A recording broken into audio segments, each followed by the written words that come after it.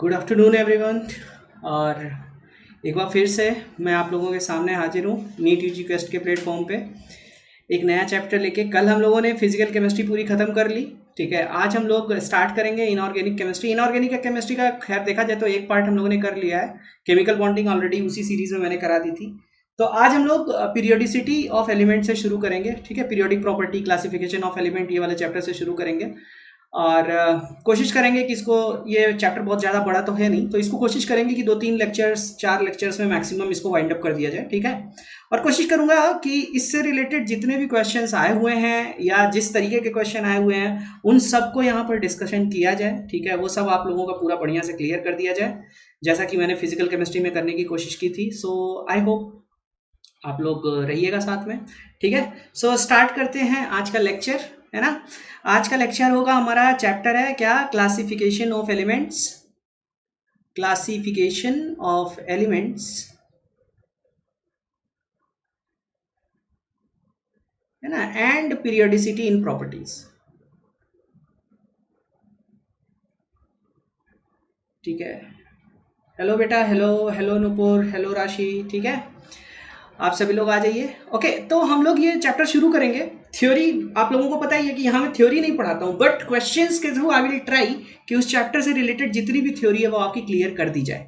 ठीक है, so let's crack it and I will give you maximum number of questions which are possible, है ना। जितना भी पॉसिबल हो सकता है मैं यहाँ वो सारे क्वेश्चन कराता हूँ, सारे कंसेप्ट क्लियर करने की कोशिश करूंगा।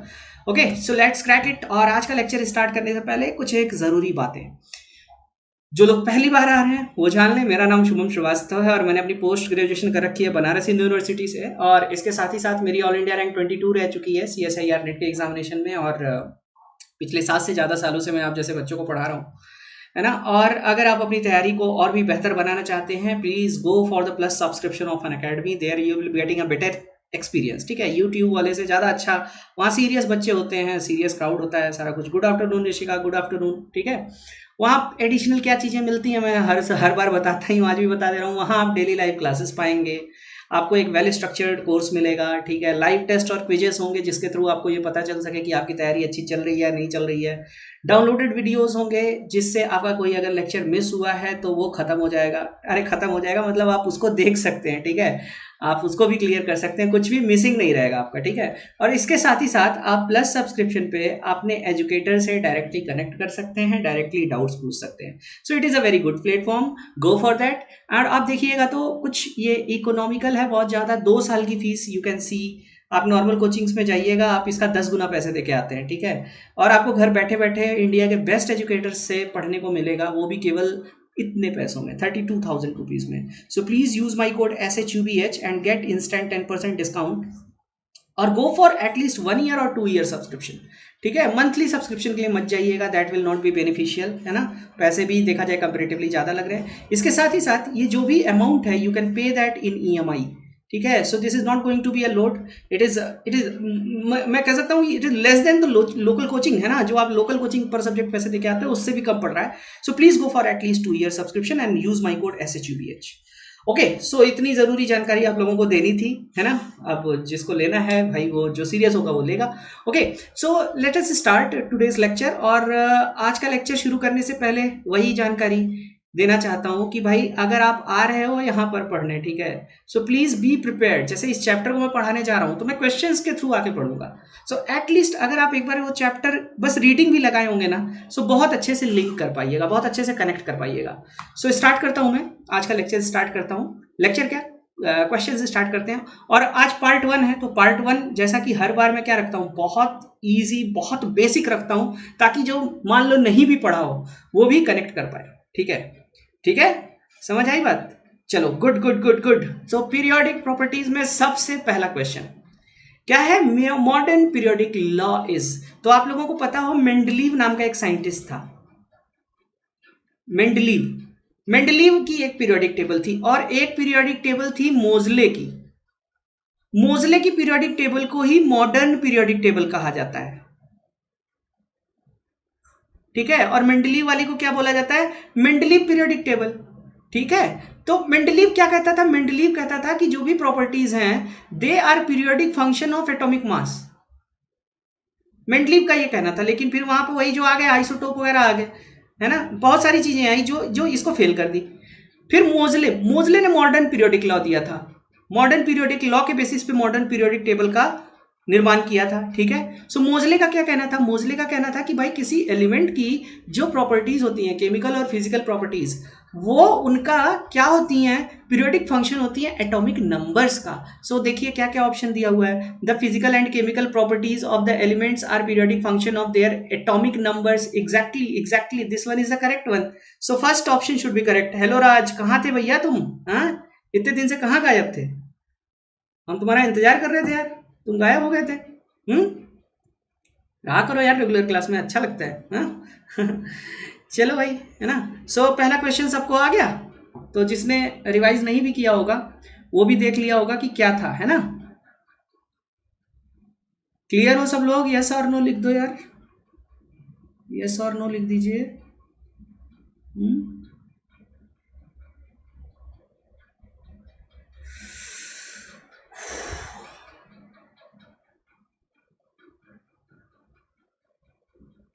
कहाँ गया YouTube? Okay, so let's go for the next question. Sir यहाँ नेट का बड़ा इशू हो गया था। अच्छा, कोई बात नहीं। चलो दूसरा क्वेश्चन देखते हैं। कह रहा है विच of the following statements about modern periodic table is incorrect. तो आपको इनकरेक्ट बताना है, ठीक है, इनकरेक्ट बताना है। इनकरेक्ट क्या होगा? देखो पीरियोडिक टेबल में तुमको पता है ना, ये एस ब्लॉक होता है। एस ब्लॉक में यहाँ पे 2 होते हैं कॉलम, फिर यहाँ पर डी ब्लॉक होता है। डी ब्लॉक में कितने कॉलम होते हैं? 1 2 3 4 5 6 7 8 9 10। और यहां पर होता है पी ब्लॉक। पी ब्लॉक में कितने कॉलम होते हैं? 1 2 3 4 5 6। ऐसी सी होती है कुछ हमारी पीरियोडिक टेबल। तो पी ब्लॉक में 6 ही क्यों होते हैं? क्योंकि पी में मैक्सिमम 6 इलेक्ट्रॉन आ सकते हैं। डी में 10 ही क्यों होते हैं? क्योंकि डी सबशेल में मैक्सिमम 10 इलेक्ट्रॉन आ सकते हैं। एस ब्लॉक में 2 ही ग्रुप क्यों होते हैं? क्योंकि एस में 2 ही इलेक्ट्रॉन मैक्सिमम आ सकते हैं। ये रीजन होता है। तो अब देखो, कह रहा है कि the P block has 6 columns because a maximum of 6 electrons can occupy the orbitals. तो yes this is the reason कि 6 ब्लॉक पी में ये होता है। सर एक फेवरेट स्टूडेंट तो हम ही है ना सर? हाँ भाई हाँ, तुम लोग ही हो। देखो the D block has 8 columns. 8 columns होते हैं डी ब्लॉक में। डी ब्लॉक में कितने होते हैं? 10 कॉलम होते हैं भैया। तो ये गलत हो गया। और पूछा क्या है कि विच इज इनकरेक्ट। इनकरेक्ट ही पूछा गया है। तो क्या होगा? The D block has 10 columns, that will be correct, क्योंकि डी ब्लॉक में 10 इलेक्ट्रॉन होते हैं। Okay, so second is incorrect, so second will be the correct answer. Second will be the correct answer. चलिए बढ़ते हैं अगले क्वेश्चन की तरफ। नेक्स्ट क्वेश्चन इज, अब ये तो देख के कर देना चाहिए था, ठीक है। Elements which generally exhibit multiple oxidation state and whose ions are usually coloured. भैया रंगीन होता है कौन? ट्रांजिशन एलिमेंट्स, ठीक है, यही करेक्ट होगा। ये कलर्ड होते हैं, पैरामैग्नेटिक होते हैं, और मतलब बहुत सी इनकी वेरिएबल ऑक्सीडेशन स्टेट शो करते हैं। तो यहाँ एक चीज याद रखना, ट्रांजिशन, अच्छा एडिशनल एक चीज आ गई मेरे दिमाग में, ट्रांजिशन एलिमेंट और डी ब्लॉक एलिमेंट में फर्क होता है, ठीक है। यहां मैं एक चीज बता दे रहा हूं तुम लोगों को, ट्रांजिशन एलिमेंट्स और डी ब्लॉक एलिमेंट्स में थोड़ा सा फर्क होता है। All transition elements are D block elements, but all D blocks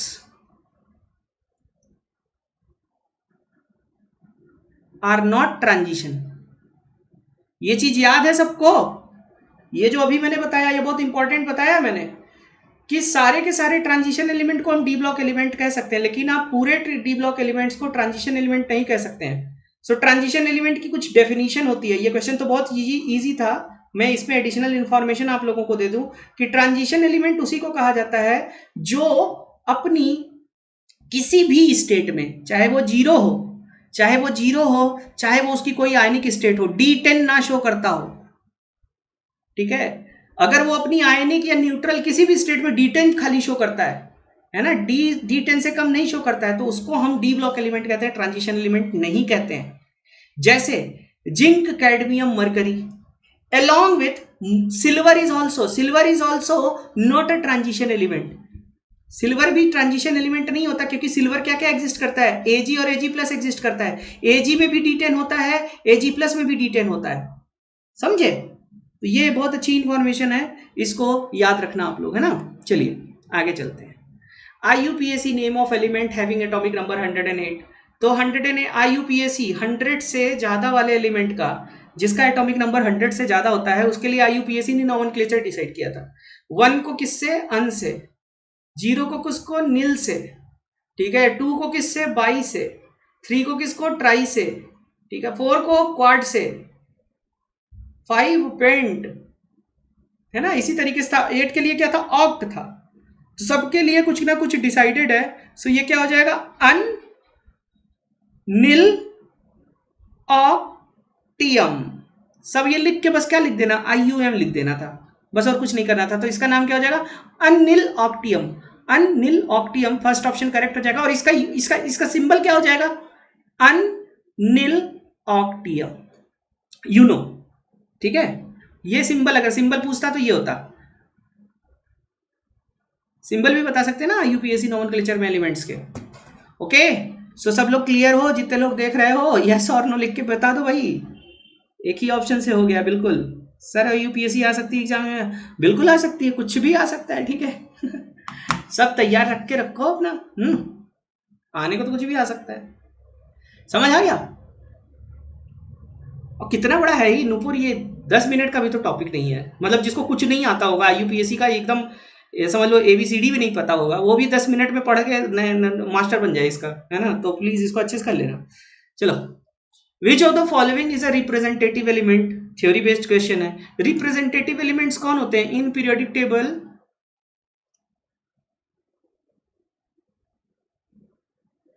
in periodic table S block and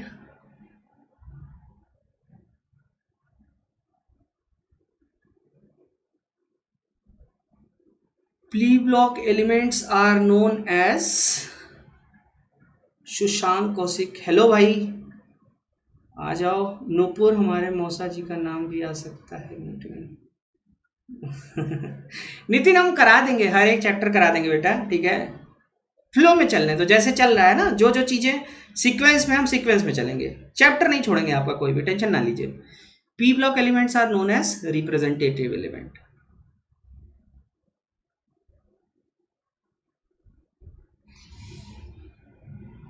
समझे? तो S ब्लॉक और P ब्लॉक का कुछ भी होगा तो उसको तो ये कहाँ का भैया, ये D ब्लॉक का है, ये कहाँ का है, ये भी D ब्लॉक का है, ये कहाँ का है, ये भी D ब्लॉक का है। स्ट्रांशियम कहाँ का है, स्ट्रांशियम S ब्लॉक का है। तो S ब्लॉक वाला हो चाहे P ब्लॉक वाला हो, उसको आप रिप्रेजेंटेटिव एलिमेंट कहोगे, तो सेकंड ऑप्शन करेक्ट हो जाएगा, ठीक है, सेकंड ऑप्शन करेक्ट हो जाएगा। अच्छा तुम लोग बातचीत बंद करो, पढ़ाई ध्यान दो, है ना, समझ आया ना क्या हुआ, बी होगा। ओके चलो चलो ठीक है, क्लियर हो यहां तक सब लोग। चले अगले क्वेश्चन की तरफ। देखो, when a neutral atom is converted into cation, तो भैया जब न्यूट्रल एटम को हम लोग कैटायन में कन्वर्ट करते हैं, है ना, न्यूट्रल एटम है, इसमें से एक इलेक्ट्रॉन निकाल देते हैं, इलेक्ट्रॉन निकाल देते हैं तो जो बनता है वो कटायन होता है। सो जब इलेक्ट्रॉन निकाल दोगे पॉजिटिव चार्ज आ जाएगा, पॉजिटिव चार्ज आएगा, जेड इफेक्टिव बढ़ जाएगा, साइज क्या होगी, साइज डिक्रीज करती है जब भी कैटायन बनता है। एनायन बनने पे क्या होती है, इंक्रीज करती है। तो फोर्थ ऑप्शन करेक्ट हो जाएगा, इसमें बहुत ज्यादा समझाने की जरूरत नहीं थी, 9th क्लास का बच्चा भी कर ले ये, ठीक है। पीरियोडिसिटी देखे हो ना, पीरियोडिसिटी वाला जो चैप्टर है उसमें शुरुआत की चीजें बहुत कुछ, आपके 9th में एक चैप्टर है एटम एंड मॉलिक्यूल करके, उससे बहुत ज्यादा रिलेटेड है, ठीक है। बेसिक इन्फॉर्मेशन बहुत बहुत छोटी छोटी चीजें उसमें है, सवाल आ भी सकते हैं उस पर, ठीक है, आते ही रहते हैं, आप प्रीवियस ईयर उठा के देखिए, है ना। अभी मैं ही कराऊंगा तो उसमें आएगा ही, है ना। सब लोग क्लियर हो यार, सबको अच्छा लग रहा है ना, किसी को कोई डाउट वोट तो नहीं है, यस और नो बता दो यार। ओके चलो, कह रहा है कि of the following which one is a correct statement, correct बताना है, ये चीज बड़ा ध्यान रखा करो क्वेश्चन में, ठीक है। जानकारी वानकारी अपनी जगह है, क्वेश्चन पढ़ना बहुत अपनी जगह है। ये करेक्ट इनकरेक्ट वाला जब भी क्वेश्चन हो 2 बार क्वेश्चन पढ़ा करो कम से कम, कि नॉट करेक्ट या इनकरेक्ट तो नहीं लिखा हुआ है, उसमें खेल हो जाता है, ठीक है। तो ये चीज का ध्यान रखना। चलो, ionic radius of a metal is same as its atomic radius, गलत बात बोल रहा है। अभी अभी हमने पढ़ा कि आयनिक रेडियस तो बदलता है, है ना, कैटायन बनता है घटता है, एनायन बढ़ता है, तो एनायन बनता है तो बढ़ जाता है। The ionic radius of a metal is greater than it's atomic radius. Metal जब भी होगा, मेटल की टेंडेंसी क्या होती है, कैटायन बनाने की, ठीक है। तो आयनिक रेडियस जो मेटल का होगा वो कैटायनिक रेडियस होगा। तो कैटायनिक रेडियस हमेशा क्या होता है, छोटा होता है, आयनिक रेडियस से छोटा, एटॉमिक रेडियस से छोटा होता है। तो this is also wrong. The atomic radius of a non-metal is more than its ionic radius. non-metal की क्या टेंडेंसी होती है, non-metal की टेंडेंसी होती है इलेक्ट्रॉन एक्सेप्ट करने की, तो वो भैया एनायन बनाने की कोशिश करेगा। और जब वो एनायन बनाने की कोशिश करेगा तो जो उसका नॉन मेटेलिक कैटायन होगा, नॉन मेटेलिक कैटायन का साइज क्या होगा, ज्यादा होगा। तो ये भी गलत कह रहा है। The ionic radius of a metal is less then atomic radius. Exactly, ये सही है, ठीक है, कैटायन का साइज छोटा होता है। तो ये यहाँ देखो, बस ये जानना चाहता वो तुमसे कि तुमको ये पता है कि नहीं पता है कि मेटल कौन सा आयन बनाएगा या नॉन मेटल कौन सा आयन बनाएगा। तो नॉन मेटल कौन सा बनाएगा, एनायन बनाएगा, मेटल कौन सा बनाएगा, कैटायन बनाएगा। हाँ बिल्कुल बिल्कुल बिल्कुल, ठीक है, सबको समझ आ गया। चलते हैं अगले क्वेश्चन की तरफ। अब देखो, अब तो ये एप्लीकेशन है ना, ये all the three are isoelectronic, ठीक है। More the for iso electronic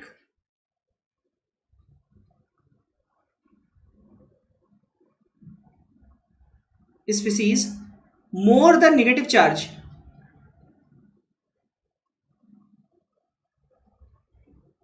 larger the size.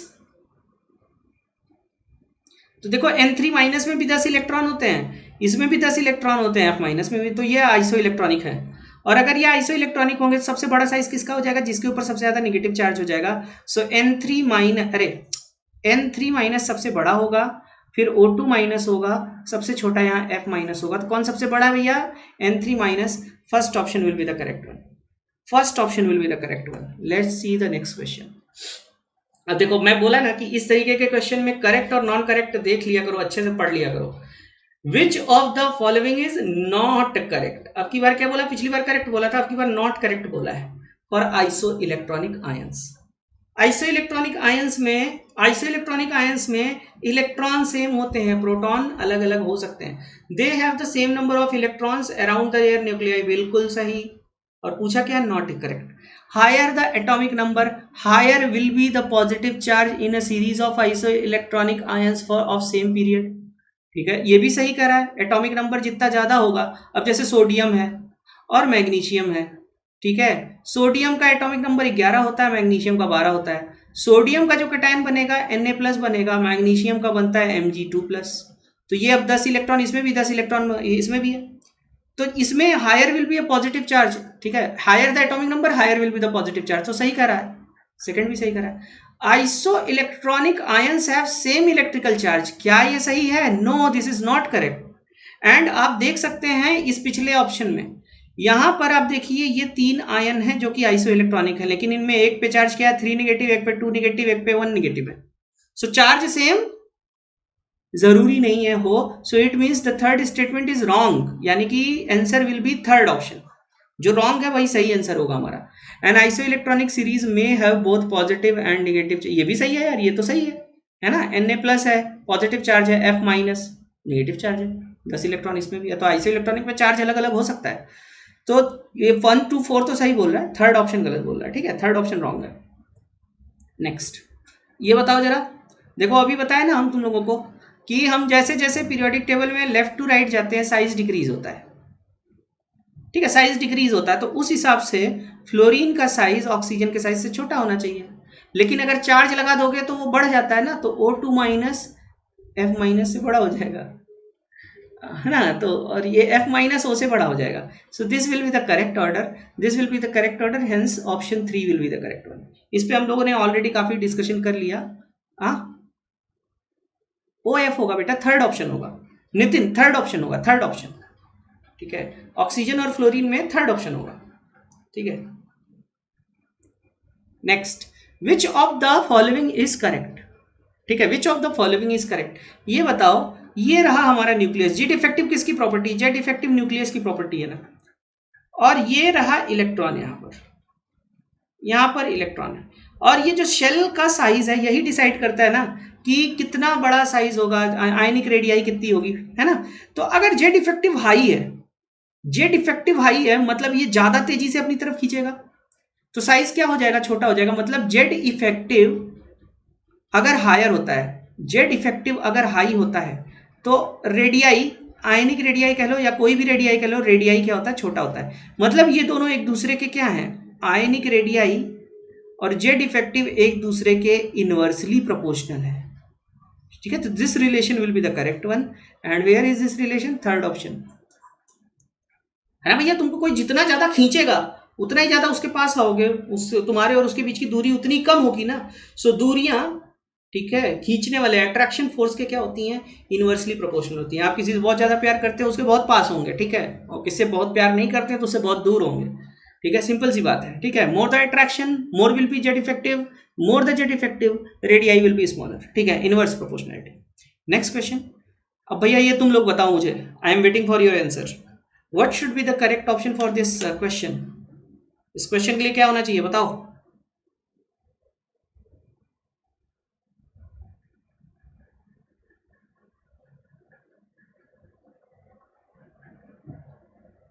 What should be the answer.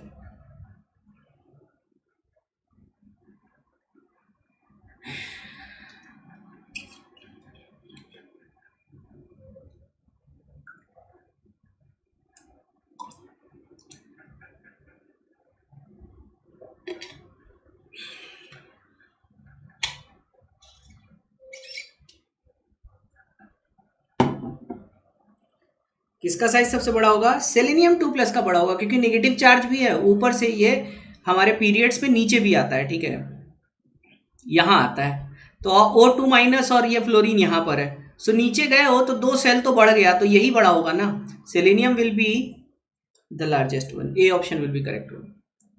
Okay भाई, बढ़ते हैं अगले क्वेश्चन की तरफ। देखो ये क्वेश्चन अच्छा है, कह रहा है the electronic configuration of element is 1s2। अगर किसी का electronic configuration 1s2, 2s2, 2p6, 3s2, 3p3 है, इसका मतलब इस एलिमेंट का एटॉमिक नंबर कितना है ना। आयन तो बोला नहीं है, ये केवल एलिमेंट बोला है, तो यानी कि ये न्यूट्रल स्टेट में ये है, तो एटॉमिक नंबर जितने इलेक्ट्रॉन होंगे वही हो जाएगा, 6 4 10 3 15। एटॉमिक नंबर अगर 15 है, इसका मतलब ये क्या, फॉस्फोरस है।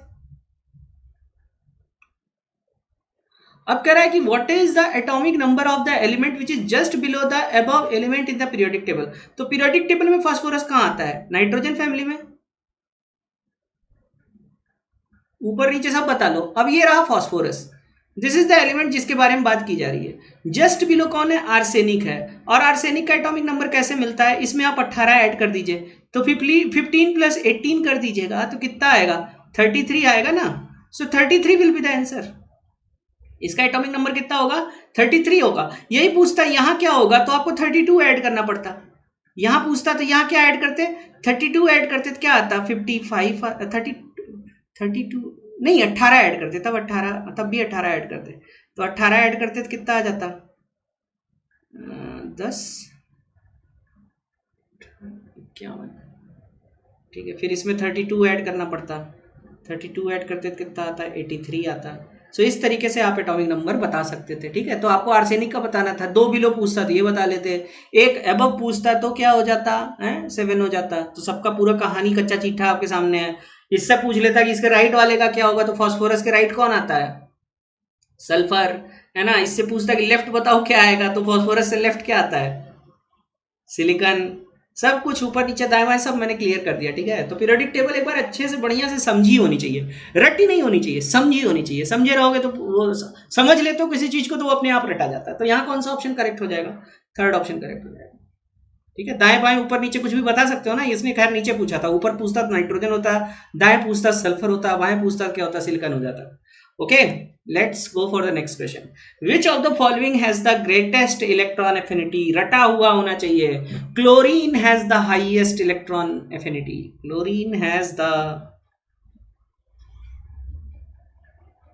Highest electron affinity, highest electron affinity, more negative energy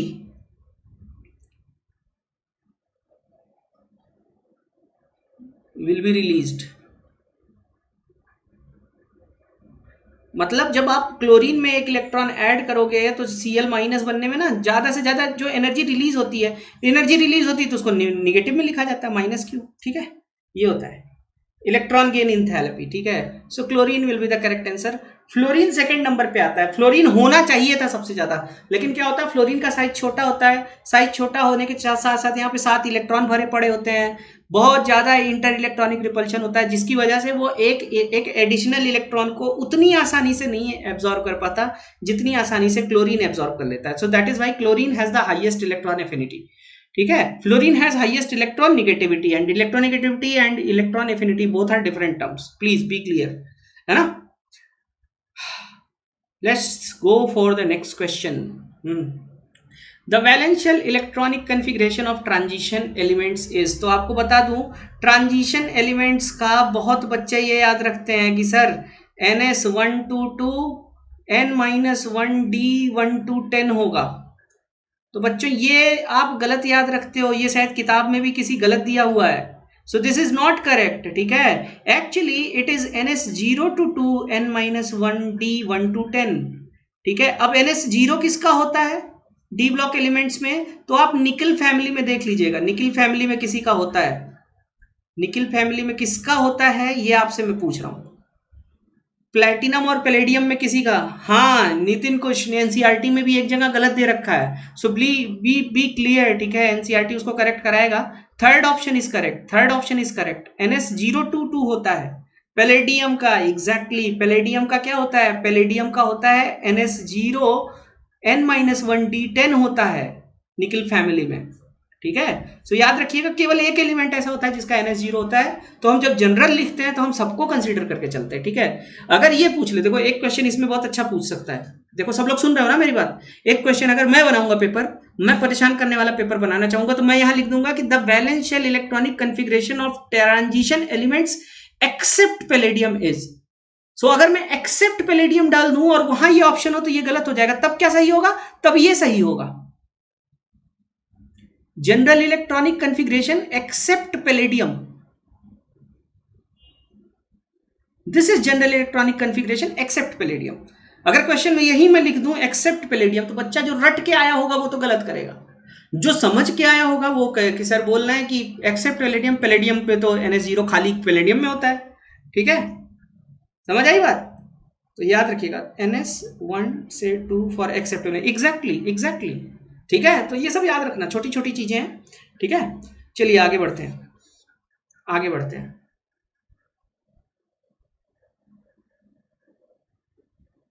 आगे बढ़ते हैं अगले क्वेश्चन की तरफ। अब बताओ भाई, ये तो बता लोगे ना, ये बता लोगे कि नहीं बता लोगे।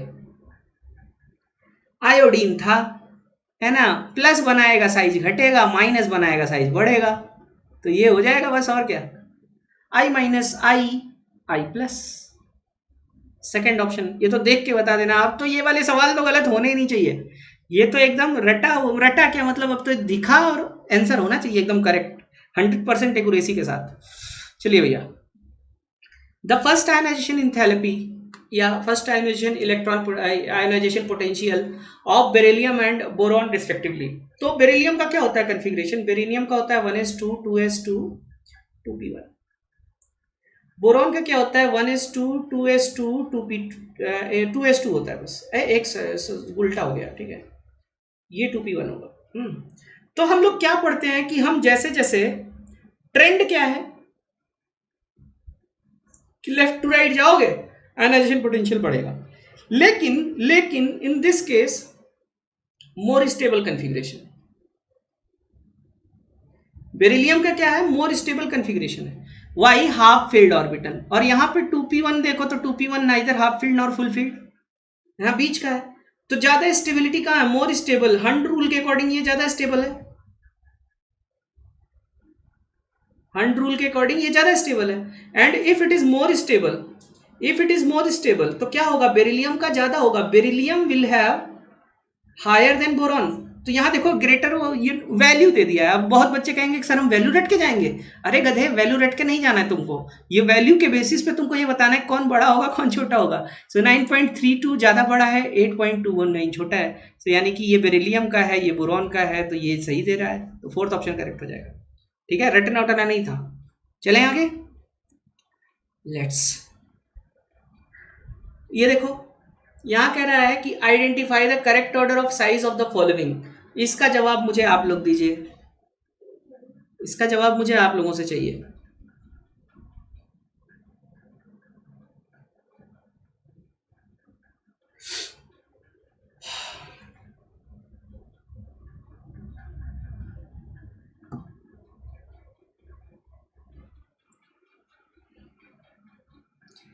निगेटिव चार्ज जितना ज्यादा होगा वो उतना बड़ा होता जाएगा, बीच में न्यूट्रल, फिर पॉजिटिव चार्ज जितना होता जाएगा छोटा होता जाएगा। तो फर्स्ट ऑप्शन दिख रहा होगा सबको, ठीक है। 10 सेकंड का टाइम मैंने दिया था, 10 सेकंड में हो जाना चाहिए था ये। तो फर्स्ट ऑप्शन है विदाउट एनी, क्या बोलते हैं, बिना किसी शंका के ये एकदम करेक्ट होना चाहिए। सही है भाई, क्लियर हो ना सब लोग? चलो, विच of the following process involves absorption of energy. ठीक है, एब्जॉर्प्शन ऑफ एनर्जी का मतलब क्या हुआ, एनर्जी देनी पड़ेगी तुमको एक्स्ट्रा। और इलेक्ट्रॉन गेन एंथैल्पी, इसमें क्या होता है, एनर्जी रिलीज्ड। तो एब्जॉर्प्शन ऑफ एनर्जी तब होता है ना जब आपको धक्का देके इलेक्ट्रॉन डालना पड़े, मींस जो भी सिस्टम है वो इलेक्ट्रॉन एक्सेप्ट नहीं कर रहा है, जबरदस्ती ऐड कर रहे हो, तब आपको एनर्जी देनी पड़ेगी, तब एब्जॉर्प्शन ऑफ एनर्जी होगा। और अगर आपने इलेक्ट्रॉन रखा है ऐसे और उसने इलेक्ट्रॉन खुद ही खींच लिया, तो उसकी इलेक्ट्रॉन एफिनिटी हाई है और एनर्जी रिलीज होगी। सो इस केस में एनर्जी रिलीज होगी, इस केस में भी एनर्जी रिलीज होगी, इस केस में भी एनर्जी रिलीज होगी। क्यों रिलीज होगी समझ आ रहा होगा, क्योंकि ये सब न्यूट्रल है, नॉन एटम, नॉन मेटल्स हैं। देखो न्यूट्रल नॉन मेटल्स हैं, सो नॉन मेटल की टेंडेंसी क्या होती है, इलेक्ट्रॉन एक्सेप्ट करने की, तो एक्सेप्ट करेगा अच्छे से, है ना, एनर्जी रिलीज करके। यहाँ क्या है, ये नॉन मेटेलिक एनायन था, एनायन होने की वजह से यहाँ ऑलरेडी नेगेटिव चार्ज है, नेगेटिव चार्ज होने की वजह से वहां पर क्या है, बहुत ज्यादा क्राउडिंग होगी, क्राउडिंग होगी तो अब ये इलेक्ट्रॉन को क्या फील हो रहा होगा, इस इलेक्ट्रॉन को रिपल्शन फील होगा, और जब इस इलेक्ट्रॉन को रिपल्शन फील होगा तो ये अंदर जल्दी लेगा नहीं, ठीक है, तो धक्का देके इलेक्ट्रॉन डालना पड़ेगा। तो मतलब यहां पर एनर्जी क्या होगी, एब्जॉर्ब करनी पड़ेगी। So B option will be correct one. Raj, हाँ कल स्पेशल क्लास होगी 11 से 12, हाइड्रोकार्बन पार्ट 1 स्पेशल क्लास में 11 बजे से 12 बजे तक कल होगा अपना हाइड्रोकार्बन्स पार्ट 1, ठीक है। तो हाइड्रोकार्बन में थोड़ा तुम लोग वो सब पढ़ लेना, कल मैं कराऊंगा कन्फॉर्मेशनल एनालिसिस वगैरह, जानते हो ना, कन्फॉर्मर, है ना, जीओसी ऑलमोस्ट मैंने करा ही दिया यार, नॉमेनक्लेचर करा दिया, बेसिक तुम्हारा वो सब करा दिया। ऑप्टिकल का एक दिन, अभी मैं जब हेलो एल्केन वाला काम करा दूंगा ना, तब मैं ऑप्टिकल पढ़ाऊंगा, ऑप्टिकल थोड़ा सा चैप्टर वैप्टर करने के बाद, ठीक है। जीओसी में तो काफी कुछ करा दिया मैंने, रेजोनेंस भी करा दिया, हाइपर कंजुगेशन वगैरह भी करा दिया, है ना, एरोमेटिसिटी भी करा दी। ओके सर, वो लीडर बोर्ड में मेरी बुकिंग कर देना। हाँ हाँ हाँ यार, ये लीडर बोर्ड वाला मैं भूल गया था, देखो फिर याद दिलाया, कल नहीं तो फिर वही होता, है ना। ठीक है, मैं आज पूछ लेता हूँ कि लीडर बोर्ड वाला काम कैसे होता है। ओके ओके, ठीक है ठीक है। अरे उन सब चीज़ों में दिमाग एक्चुअली रहता नहीं है, पूरा दिमाग मेरा चला जाता है ये तुम लोग की स्लाइड बनाने में, है ना, कल क्या पढ़ाना है वो सब सोचने में, तो वो मैं भूल जाता हूँ अक्सर। चलो कोई नहीं, अगले क्वेश्चन की तरफ चलते हैं। क्या है, एक्का एल्युमिनियम, एक्का सिलिकॉन आर नोन एज। एक्का का मतलब जानते हो क्या होता है, एका का मतलब क्या होता है, एका का मतलब होता है, ये जो ई के ए यूज होता है टर्म, इसका मतलब होता है ऑफ सिमिलर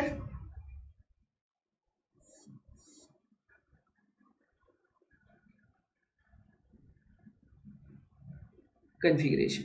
इका का मतलब क्या होता है, ऑफ सिमिलर कन्फिग्रेशन, ठीक है। सो ऑफ सिमिलर कन्फिग्रेशन कौन हो जाएगा, एल्युमिनियम का सिमिलर कन्फिग्रेशन कौन हो जाएगा, gallium.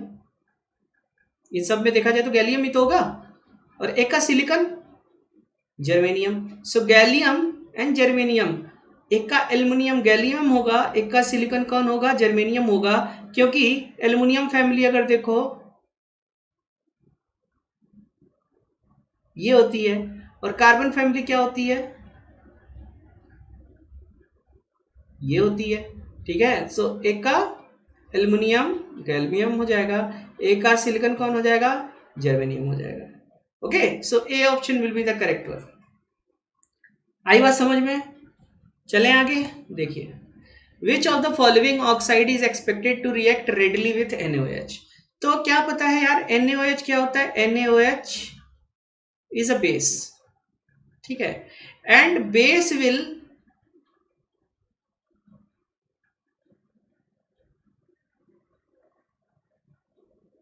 readily react with a species of acidic character। जिसका एसिडिक कैरेक्टर होगा ये उसके साथ रिएक्ट करेगा। सो ये आपको पता ही है, मेटेलिक ऑक्साइड्स आर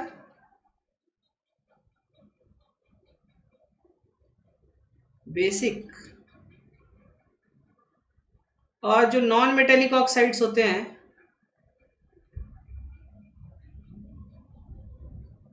एसिडिक होते हैं, ठीक है। ये NO जो होता है ये न्यूट्रल होता है, ये याद रखिएगा, CO NO ये न्यूट्रल होते हैं। Na2O क्या हो जाएगा, ये बेसिक हो जाएगा। तो बेसिक चीज के साथ बेस रिएक्ट करेगा, कतई नहीं। CaO क्या हो जाएगा, बेसिक हो जाएगा, इसके साथ रिएक्ट करेगा, कतई नहीं। Cl2O7 है ना, नॉन मेटेलिक ऑक्साइड, अच्छा वाला नॉन मेटल है। सो ये कैसा होगा, एसिडिक होगा। तो अगर ये एसिडिक होगा तो ये आपका जो NaOH बेस है ये इसके साथ रेडिली रिएक्ट करेगा। So fourth option will be the correct one. नहीं 3 नहीं होगा बेटा, 3 जो NO होता है ना, N2O5 वगैरह होता है तो रिएक्ट करा देते हैं, अल्ट्रा स्टिंक्ट, ठीक है। NO जो होता है न्यूट्रल कैरेक्टर शो करता है, तो इसलिए उसके साथ नहीं होगा। आई बात समझ में, ये याद रखिएगा। कुछ एक न्यूट्रल ऑक्साइड्स होते हैं उनको याद कर लीजिएगा, NO CO है ना, 2-3 है, ये याद रखिएगा। तो ये न्यूट्रल है इसलिए इसके साथ नहीं करेगा। आई बात समझ में। चलिए, the elements with highest electron affinity will belong to, element with highest electron affinity कौन है, अभी कुछ देर पहले बताया कौन है, क्लोरीन है। और क्लोरीन कहां से बिलोंग करता है, 17th ग्रुप से बिलोंग करता है। 17th ग्रुप में क्या आता है, ये सब आते हैं, ठीक है। और ये होता है आपका फर्स्ट पीरियड, ये होता है सेकेंड पीरियड, और ये होता है क्या, थर्ड पीरियड। तो आपका क्लोरीन कहां से बिलोंग कर रहा है, 17th group and third period से। तो पीरियड थर्ड एंड ग्रुप 17, यानी कि सेकंड ऑप्शन करेक्ट हो जाएगा। तो समझ आ रहा है ना कि पीरियड 2 नहीं होता है। कौन है भैया, पीरियड 2 किसी ने बोला, नुपुर, ये फ्लोरीन से ऊपर ना, फ्लोरीन से ऊपर हाइड्रोजन का जो कंट्रोल है, ऐसे याद रख लिया करो कि फ्लोरीन से ऊपर हाइड्रोजन है, क्योंकि हाइड्रोजन की जो पोजीशन है वो बहुत कंट्रोवर्शियल है ना, कि वो हाइड्राइड भी बनाता है, वो H+ भी बनाता है, तो उसको 1s में भी रखा गया है, यहाँ भी रखा गया है, कंट्रोवर्शियल पोजीशन है। तो ये याद रखिए कि फर्स्ट पीरियड में तो 2 ही हो ही सकते हैं, ठीक है। फर्स्ट पीरियड में तो 2 ही इलेक्ट्रॉन मैक्सिमम वो पाते ना, 1s2 ही होता है ना खाली, तो उसमें तो फ्लोरीन आएगा नहीं। फ्लोरीन तो सेकंड पीरियड से बिलोंग करेगा, तो फ्लोरीन के नीचे आपका क्लोरीन है, थर्ड पीरियड से बिलोंग करेगा। ओके, हाँ तो पता था तो काहे गलत की है। चलो ठीक है, चलो अच्छा गलती से हो गया, कोई बात नहीं। पीरियड 3, ठीक है, ये second option will be the correct one. चलिए आगे बढ़ते हैं।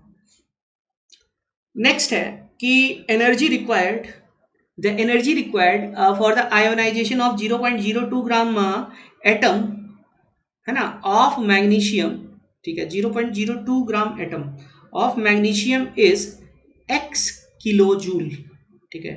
The amount of energy required to ionise, ठीक है, required to ionize 1 atom of magnesium is, ठीक है। सो बताइए जरा इसका आंसर मैं आप लोगों को 15 सेकंड का टाइम देता हूं। 15 सेकंड के अंदर बताइए, मैं देखता हूं कौन कौन करेक्ट कर पाता है इसको। 15 सेकंड्स का टाइम दे रहा हूं आप लोगों को।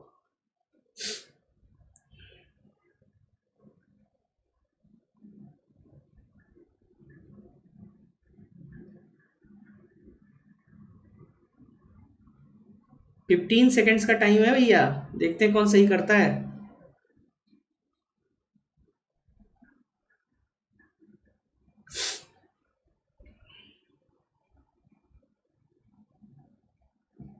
हाँ, न्यूमेरिकल तो कहीं से भी बन जाएगा यार, न्यूमेरिकल क्या है ना, सारे सिद्धांतों में अंक डाल देने न्यूमेरिकल बन जाता है, और क्या।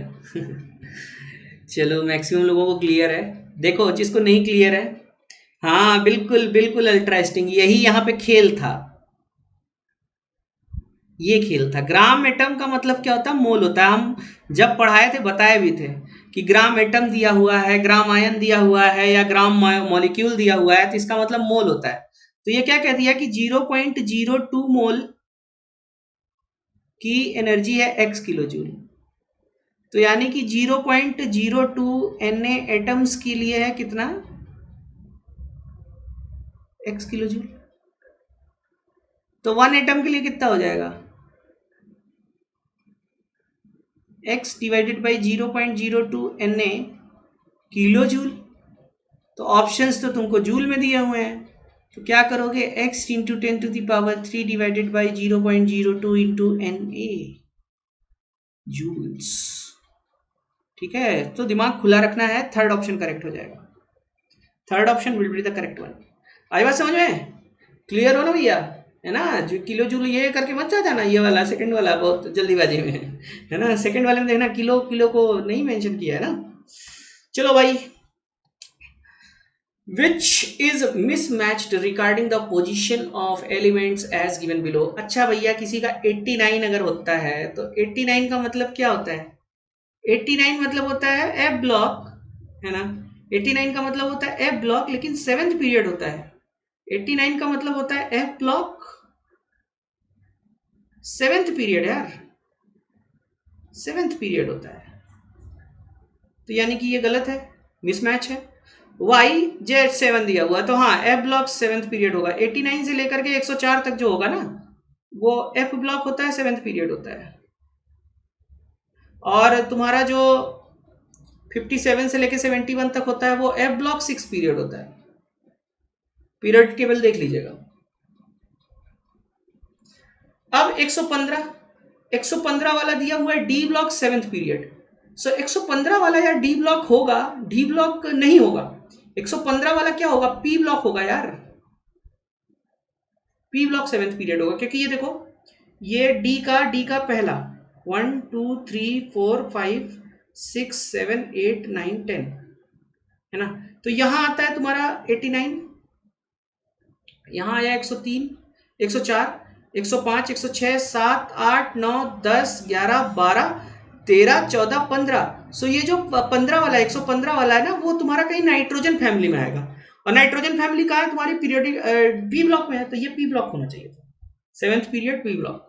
सो ये फर्स्ट और थर्ड दोनों ही इनकरेक्टली मैच्ड हैं, तो फोर्थ ऑप्शन करेक्ट हो जाएगा। Fourth option will be the correct one. समझ आया ना, ये कुछ रटने से नहीं आया, ये जितनी बार प्रैक्टिस करोगे पीरियडिक टेबल अपने जहां पढ़ते हो टेबल के सामने टांग लो, ठीक है, एकदम अपने आप ही याद हो जाएगा, कुछ उसमें एक्स्ट्रा एफर्ट डालने की जरूरत पड़ती नहीं है।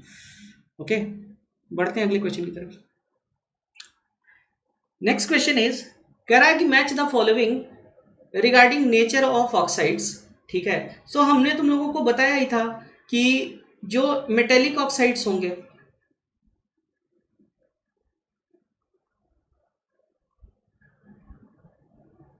मेटेलिक ऑक्साइड्स वो होते कैसे होते हैं, बेसिक होते हैं।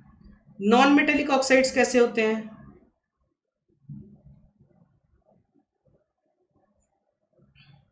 अभी कुछ देर पहले बताए थे ना, एसिडिक होते हैं। और उसके साथ ही साथ जो तुम्हारे मेटेलॉइड्स होते हैं उनके एम्फोटेरिक होते हैं, और कुछ एक न्यूट्रल होते हैं, कुछ एक ऑक्साइड्स हैं जो न्यूट्रल होते हैं। तो आओ यहाँ देखा जाए, मैट्रिक्स मैच वाला क्वेश्चन है।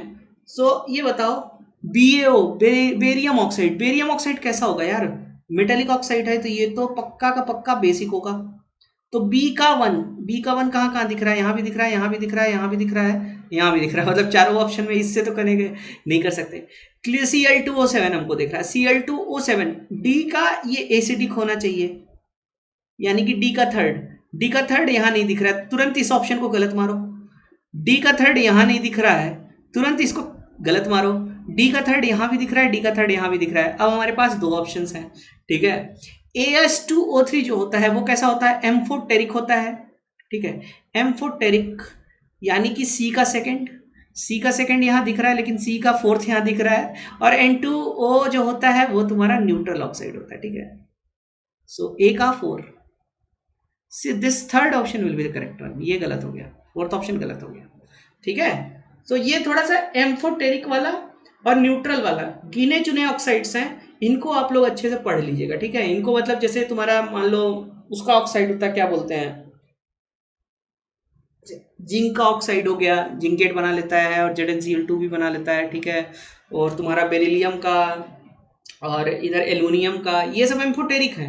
तो इनको थोड़ा सा देख लीजिएगा, 2-4 एग्जाम्पल 2-4 बार देखिएगा ना, वो अपने आप ही याद हो जाता है, उसमें एक्स्ट्रा एफर्ट डालने की जरूरत नहीं है।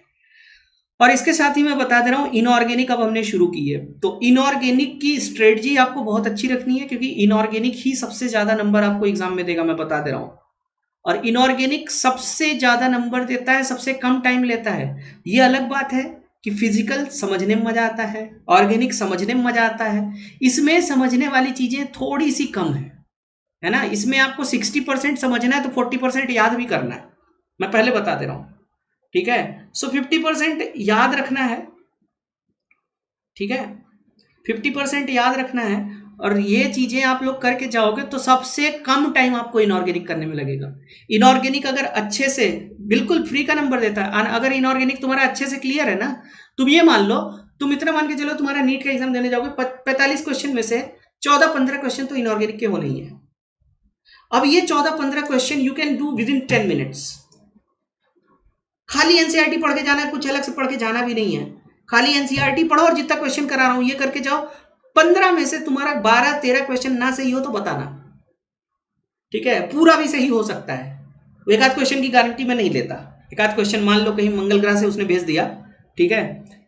इनऑर्गेनिक ये क्या चल रहा है, अल्ट्रा स्ट्रिंग ये क्या चल रहा है, इनऑर्गेनिक ही तो चल रहा है यार। हाँ? फिजिकल तो खत्म कर दी मैंने। जितना क्वेश्चन ये करा रहे हैं ये करो और एनसीईआरटी पढ़ो खाली, ठीक है। एक भी क्वेश्चन इनऑर्गेनिक का नहीं छूटेगा। अल्ट्रा आज ही चालू हुआ है, हाँ बेटा आज ही चालू हुआ है, ठीक है। तो ये सब पूरे बढ़िया से कर डालो। और अभी मैं और भी क्वेश्चन ले आऊंगा। अभी ये तो आज इंट्रोडक्टरी स्लाइड थी, है ना। 2-3 लेक्चर और होंगे, 2-3 लेक्चर और होंगे खाली, ठीक है। 2-3 लेक्चर और इसके होंगे पीरियोडिसिटी के, ये खत्म कर दूंगा मैं। फिर मैं ब्लॉक शुरू करूंगा, और ब्लॉक वाला याद करने का तरीका तुम लोग को मैं बता दूं। अगर किसी का नहीं तैयार है तो उसको हवा मत बनाना, ठीक है। सबसे सस्ता नंबर देने वाला है, 2 दिन का टाइम निकालो, 2 दिन का टाइम निकालो और एनसीईआरटी सामने रखो। Hydrogen, S block, P block और डी ब्लॉक, ठीक है। हाइड्रोजन, एस ब्लॉक और पी ब्लॉक और डी ब्लॉक, इनकी जितनी भी रिएक्शन है 2 चार्ट पे लिख लो सारी, ठीक है। ठीक है, 2 चार्ट, 2-3 चार्ट लगेगा, उस पर जितनी रिएक्शन है सब लिख लो। तुम जानते हो क्या करोगे, तुम एस ब्लॉक या हाइड्रोजन की रिएक्शन लिखोगे और फिर जब उधर जाओगे ना पी ब्लॉक में, तुमको बहुत सारी रिएक्शन रिपीटेड मिलेंगी। उन रिएक्शंस को बस लिख के, रटने को नहीं कर रहा हूं मैं, जहां पढ़ते हो वहां बस चिपका लो, अपने आप याद हो जाएगा। रोज 10 बार दिन भर में नजर जाएगी कहीं पे, अरे यार घर से निकलते हो कोई होर्डिंग लगी होती है, होर्डिंग याद हो जाता है ना कि यार ये मैं यहां से निकलूंगा अभी तो वहां बोर्ड पे ये लिखा हुआ है। उस बोर्ड को मैंने याद तो नहीं किया ना बैठ के, रेगुलर जाता था, दिख गया तो वो याद हो जाता है, अपने आप याद हो जाता है। तो इस तरीके से ये तरीका होता है। जो जब भी आपको कोई चीज मेमोराइज करनी हो, मतलब ये कंपल्शन हो कि ये मेमोराइज करना ही करना है, तो ये तरीका होता है मेमोराइज करने का। उस पर एफर्ट डाल के अगर आप करिएगा, है ना, एफर्ट डाल के करिएगा, आज रटो कल भूल जाएगा, पक्का भूल जाएगा। मेहनत खराब हो जाती है, तो वहां मेहनत मत करो, समझने पे मेहनत करो। ये सब चार्ट और टांग लिया करो, 1 महीने 2 महीने टांगो, देखो पूरी रिएक्शन याद हो जाएगी। अब अपने पास तो अब 2 महीने का टाइम है, जिसने एकदम नहीं किया वो भी कर लेगा। क्या आज लैंगमूर एडजॉर्प्शन वाला बता देंगे, उससे कोई न्यूमेरिकल आता है क्या सर, ये वाला टॉपिक बता दीजिएगा sir.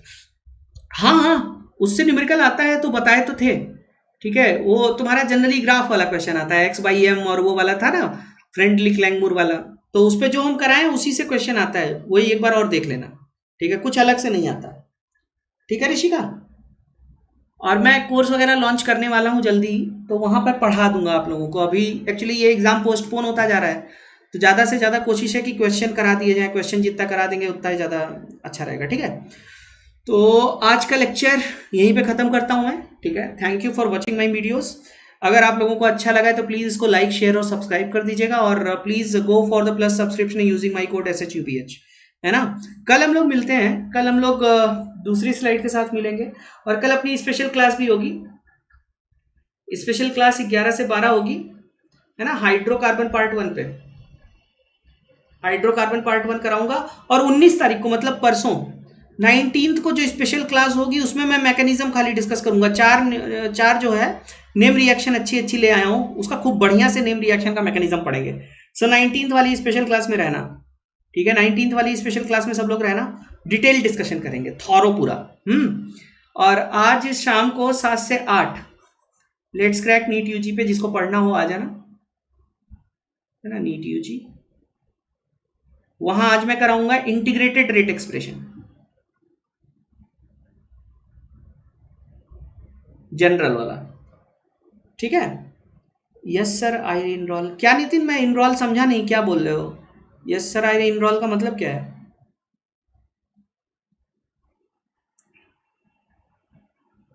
I could not get you Nitin. Sir I have a doubt, can I ask now? हाँ नितिन, पूछो पूछो पूछो, डाउट पूछो भाई, क्या डाउट है बताओ, जल्दी पूछो। बाय राज, बाय बाय बाय। डाउट पूछिए नितिन, नितिन डाउट पूछिए, क्या डाउट है?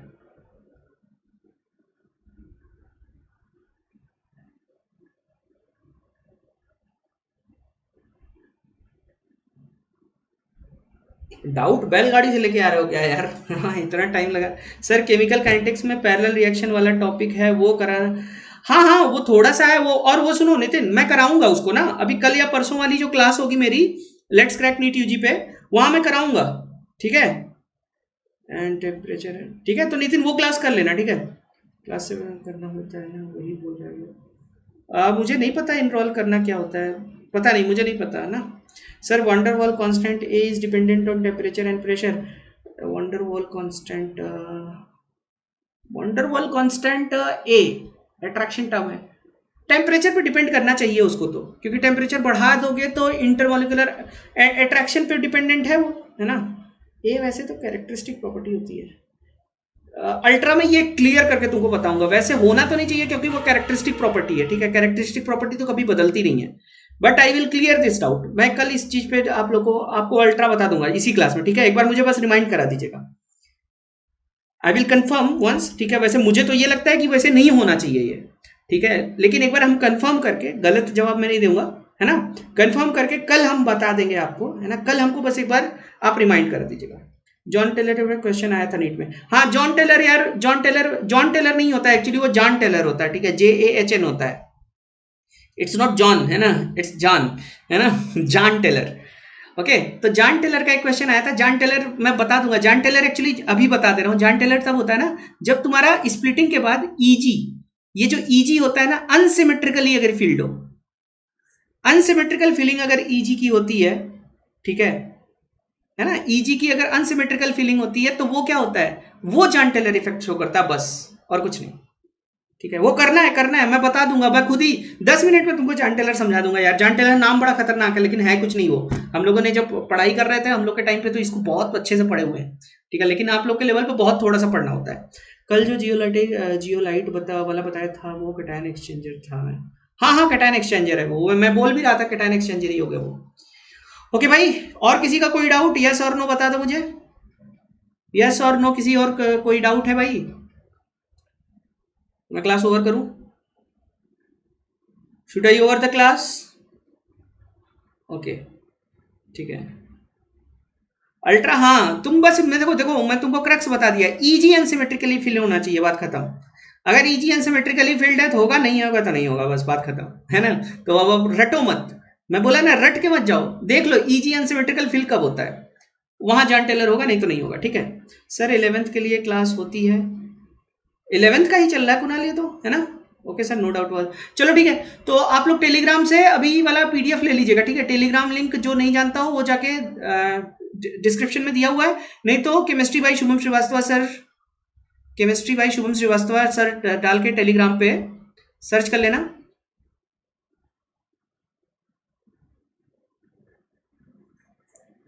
ठीक है। आप लोगों को मेरा टेलीग्राम चैनल मिल जाएगा और वहां sir 11th class chapter, sir chapter यार चैप्टर अभी मैं 12th का चैप्टर पढ़ा रहा हूँ, ठीक है, 11th का भी पढ़ाऊंगा, 11th का। कोई डाउट हो तो पूछ लेना, ठीक है कुणाल, मैं बता दूंगा। Sir I am in 11 are there class for 11, हाँ हाँ लेट्स क्रैक नीट यूजी पे क्लासेस होती हैं शायद, देख लेना। Okay okay bye bye everyone, है ना, मिलते हैं कल की क्लास में, आज शाम को जिसको 12th क्लास का पढ़ना वो आ जाएगा लेट्स क्रैक नीट यूजी पे।